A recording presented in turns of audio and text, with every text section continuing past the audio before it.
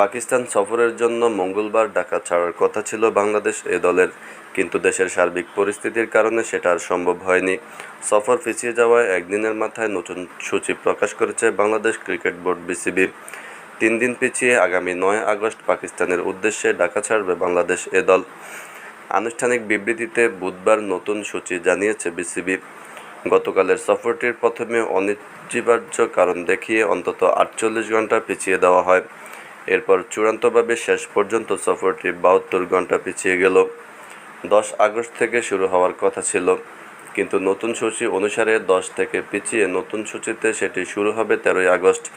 একইভাবে পরের ম্যাচগুলোতেও 3 দিন করে পিছিয়ে গেল। ফলে দ্বিতীয় 4 দিনের ম্যাচটি শুরু হবে 20 আগস্ট, আর একদিনের ম্যাচ 3টি হবে যথাক্রমে 26, 28 ও 30 আগস্ট। সবগুলো ম্যাচই হবে ইসলামাবাদে। এই সফর নিয়ে বিসিবির ক্রিকেটের পরিচালনা বিভাগের ইনচার্জ শাহরিয়ার নাফিস বলেছেন, আমরা এ দলের অনুশীলন শুরু করেছি। পিসিবির সঙ্গে নিয়মিত যোগাযোগ হচ্ছে। আমরা বিশ্বাস করি 9 আগস্ট আমরা উড়াল দিতে পারব। আমাদের 6 আগস্ট যাওয়ার কথা ছিল, 10 আগস্ট খেলাটা শুরু করার কথা ছিল।